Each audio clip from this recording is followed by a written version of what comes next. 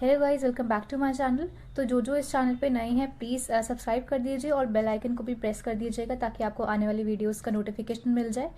And don't miss the videos, it's gonna be very helpful. Okay, तो basically guys इस channel पे हम लोग बात करते हैं एमबीए के बारे में, एमआईटी यूनिवर्सिटी के बारे में। और आपको इस चैनल पे ऑनलाइन लेक्चर्स भी प्रोवाइड हो जाएंगे एमबीए, बीबीए और बीकॉम से रिलेटेड। Okay, now moving back to the lecture. तो हम कर रहे थे इंट्रोडक्शन टू फाइनेंशियल अकाउंटिंग। इसके 2 पार्ट्स ऑलरेडी आ चुके हैं। अगर आपने नहीं देखे हैं तो आप जाके देख सकते हैं, मैं उसका लिंक डिस्क्रिप्शन बॉक्स में दे दूंगी। तो लास्ट वीडियो में गाइस हमने कुछ इंपॉर्टेंट टर्मिनोलॉजीज के बारे में बात करा था, है ना। तो आपने अगर नहीं देखी तो आप जाके देख सकते हैं। अभी हम मूव करेंगे to the next part. Okay, तो गाइस लास्ट वीडियो में मैंने आपको ये बताया था कि एसेट क्या होता है, लायबिलिटी क्या होती है ना। तो एक बार फिर से गो थ्रू कर लेते हैं। देखो गाइस, एसेट कोई भी ऐसी चीज करती है जो हम ओन करते हैं, जो हमारा खुद का होता है, ठीक है। और लायबिलिटी कोई भी ऐसी चीज होती है गाइस जो हम ओ करते हैं, राइट। जो हमारा खुद का नहीं है उसको हमें कभी ना कभी उसको वापस करना पड़ेगा, चुकता करना पड़ेगा। ओके ना, हमने बेसिक जो टर्मिनोलॉजीज हैं वो तो हमने लास्ट वीडियो में देख ली थी। अब हम इस वीडियो में कुछ बेसिक प्रिंसिपल्स देखेंगे अकाउंटिंग के, ठीक है। तो अकाउंटिंग के क्या बेसिक प्रिंसिपल्स होते हैं जिसको हमको ध्यान में रखना होता है, राइट। तो सबसे पहला प्रिंसिपल है guys business entity concept. Business entity concept का क्या मतलब होता है? सपोज मैं एक बिजनेस रन कर रही हूँ, है ना। तो जो मेरा बिजनेस है और मैं एज अ इंडिविजुअल, दोनों गाइस वो दोनों अलग अलग चीजें हैं। Okay, so business is distinct from the person who owns it, right. तो जो बिजनेस होता है और जो बिजनेस का ओनर होता है वो दोनों अलग अलग चीजें होती हैं, दोनों एक चीज नहीं होती। ये जो कंसेप्ट है, ये प्रिंसिपल बोलता है business entity concept. Okay, now दूसरा हमारा जो प्रिंसिपल है वो है going concern concept. Going concern concept क्या होता है? देखो गाइस, ये बोलता है कि बिजनेस का कोई भी एक्सपायरी डेट नहीं होता, है ना। अगर सपोज हम कोई बिजनेस शुरू कर रहे हैं तो हम ये सोच के तो शुरू नहीं करते ना कि हम इसको आने वाले 1 साल में या 2 साल में इसको खत्म कर देंगे। Absolutely not, right. हम ये सोचते हैं कि वो आगे से आगे लंबा से लंबा चले, है ना। तो इसी का मतलब होता है गोइंग कंसर्न कंसेप्ट कि बिजनेस का कोई भी एक्सपायरी डेट नहीं होती है। Okay, it will continue to grow for a long time. Okay, now guys, ऐसा पॉसिबल हो सकता है कि किसी ने कोई बिजनेस खोला, ठीक है, और वो किसी रीजन की वजह से नहीं चल पाया और आने वाले 1-2 साल में वो बंद हो गया, ठीक है। लेकिन that is a different part all together. हमने ये सोच के तो नहीं खोला था ना कि हम उसको आने 1-2 साल में हम उसको एक्सपायर कर देंगे, बंद कर देंगे, है ना। वो तो किसी अनइवन सर्कमस्टांसेस की वजह से ऐसा हो गया। That is a different thing all together. Okay, now cost concept. Cost concept क्या होता है guys? Everything is recorded in book. मतलब हर एक चीज, एक बिजनेस की हर एक ट्रांजैक्शन को हम रिकॉर्ड करके रखते हैं। ओके, तो अब इसमें एक कंसेप्ट होता है डेप्रिसिएशन का। डेप्रिसिएशन क्या होता है? अगर आपने पढ़ा होगा पहले 11th-12th में, तो डेप्रिसिएशन इज समथिंग जिसकी value over a long period of time उसकी वैल्यू कम होती जा रही है ना। फॉर सपोज हमने एक कार ली, ठीक है, हमने एक कार ली थी सपोज 20 and 20 में, ठीक है। अब मैं उस कार को सेल करने जा रही हूँ 2024 में। मैंने वो कार ली थी 5 lakhs की, तो अब क्या वो मेरी कार 5 lakhs में ही सोल्ड होगी? नहीं, ऑब्वियस सी बात है, अब उसकी वैल्यू डाउन हो गई होगी, है ना। अब क्यों, क्या रीजन होता है डाउन होने का? Wear and tear is the reason for the value of coming down. Okay, depreciation इसको बोलते हैं गाइस। सपोज मैंने कोई चीज ली आज, ठीक है, तो उसकी जो वैल्यू है कल, उसकी वैल्यू कम हो जाती है, इसको बोलते हैं हम डेप्रिसिएशन।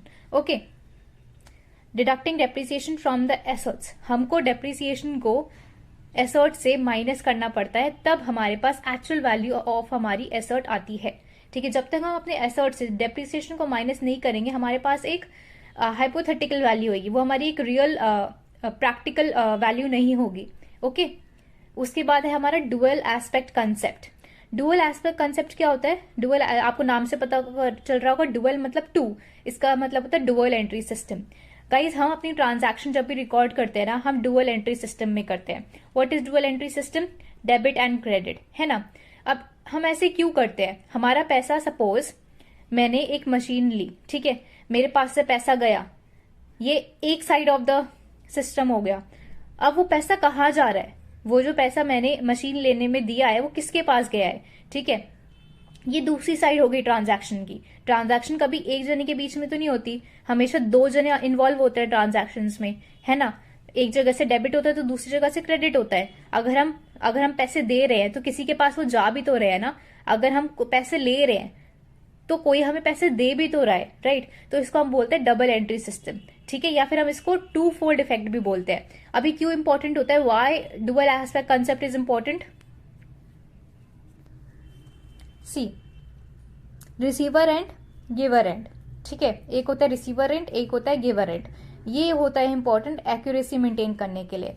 फॉर एग्जाम्पल, हमने कैश में पेमेंट करी, अब मेरे पास वो पैसा आ तो गया, लेकिन किससे आया वो कैसे पता चलेगा, जब हम डेबिट और क्रेडिट दोनों करें, राइट।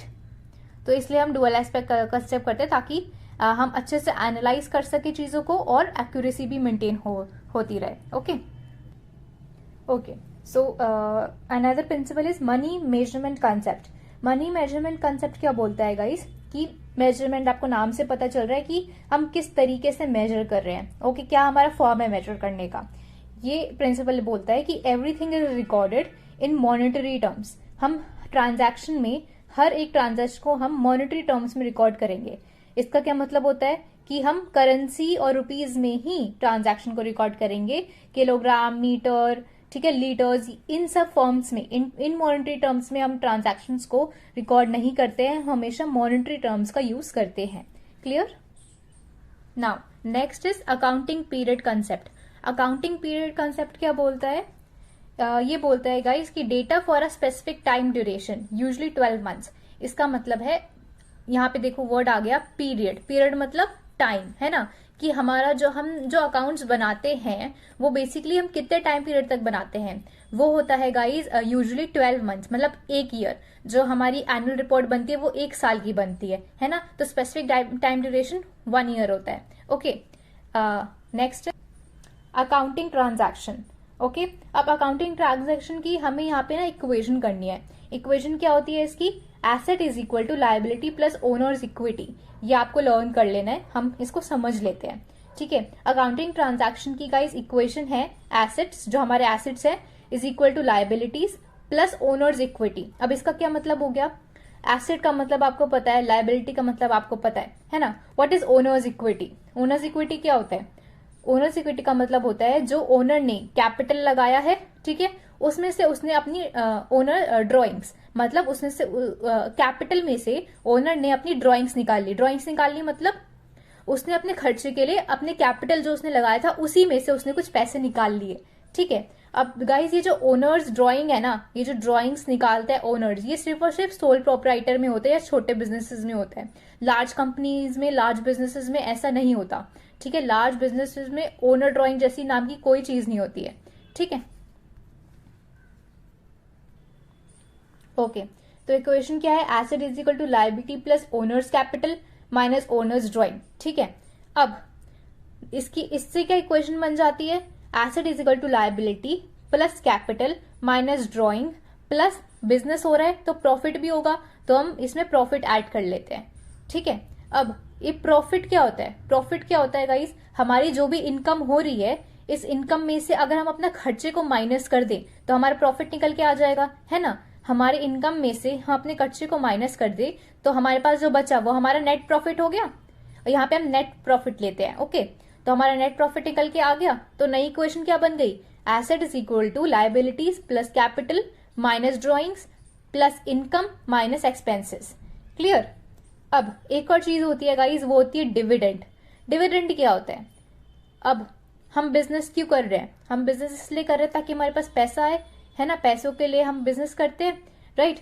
तो नेक्स्ट इक्वेशन क्या बन जाती है, which is the final equation, asset is equal to liability plus capital minus drawing plus income minus expenses minus dividend. अब ये डिविडेंड क्या होता है, कई जो भी चीज कोई भी बिजनेस है, ठीक है, उसमें हमें प्रॉफिट हो रहा है, ठीक है, उस प्रॉफिट में से कुछ डिविडेंड होता है जो ओनर अपने निकाल लेता है, मतलब उस प्रॉफिट में से कुछ ऐसा पार्ट होता है, जो कुछ ऐसी परसेंटेज होती है प्रॉफिट की जो ओनर ने अपने लिए निकाल ली, ठीक है, तो वो किस में आ जाता है, डिविडेंड में आ जाता है। ओके, अब स्टूडेंट्स का ये सवाल होता है कि डिविडेंड उन्होंने क्यों निकाला, एक्सपेंस निकाल तो लिया था, तो एक्सपेंस का क्या मतलब हो गया, एक्सपेंस है गाइस खर्चा, ठीक है, जो मैंडेटरी है। जैसे सपोज हाउस का रेंट जाना है, ये तो मैंडेटरी है ना, लेकिन डिविडेंड क्या हो गया, उसने वो अपने खुद के यूज के लिए लग्जरी, तो वो उसने निकाल लिया डिविडेंड। ओके, तो क्या बन गई equation, asset is equal to liabilities plus capital minus drawing plus income minus expense और माइनस में डिविडेंड। ओके, अब गाइज ये जो नेट प्रॉफिट होता है ना, जो ओनर निकालते हैं, वो दो तरीके से निकालते हैं। या तो हो सकता है वो डिविडेंड निकाल ले, ठीक है। अब डिविडेंड क्या होता है, net profit shared consume by owner, profit में से जो भी शेयर प्रॉफिट का ओनर ले लेता है अपने लिए, उसको डिविडेंड बोलते हैं, ठीक है। अब देखो नेट प्रॉफिट ना दो तरीके से होते हैं, या तो हो सकता है कि ओनर ने अपने लिए डिविडेंड निकाल लिया, प्रॉफिट में से थोड़ा सा शेयर अपने लिए डिविडेंड निकाल लिया, या हो सकता है कि कुछ पार्ट जो प्रॉफिट हुआ है उसको, उसमें से कुछ पार्ट उसने दोबारा री इन्वेस्ट कर दिया बिजनेस में, ठीक है। तो इसको क्या बोलते हैं, री इन्वेस्टेड इन बिजनेस। अगर उसने प्रॉफिट में से कुछ अमाउंट री इन्वेस्ट कर दिया बिजनेस में, तो इसको हम बोलते हैं रिटेन्ड अर्निंग, ठीक है। और अगर नेट प्रॉफिट में से ओनर ने अपने खुद के लिए कुछ निकाल लिया शेयर, तो उसको हम बोलते हैं डिविडेंड। क्लियर। तो गाइज यहां तक था हमारा, ये हमारा जो पहला इंट्रोडक्शन टू फाइनेंशियल अकाउंटिंग है वो खत्म हो चुका है, ठीक है। हम नेक्स्ट वीडियो लाएंगे।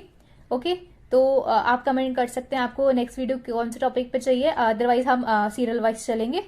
अगर आपको कोई भी डाउट है तो आप कमेंट सेक्शन में आप मुझे बता सकते हैं, I try to reply all of them. Okay, thank you so much for watching the videos and please subscribe the bell icon. Subscribe कर दीजिए चैनल को, लाइक कर दीजिए, शेयर कर दीजिए अपने दोस्तों के साथ जिसको इसकी जरूरत होने वाली है। Thank you so much for watching the video. Bye bye.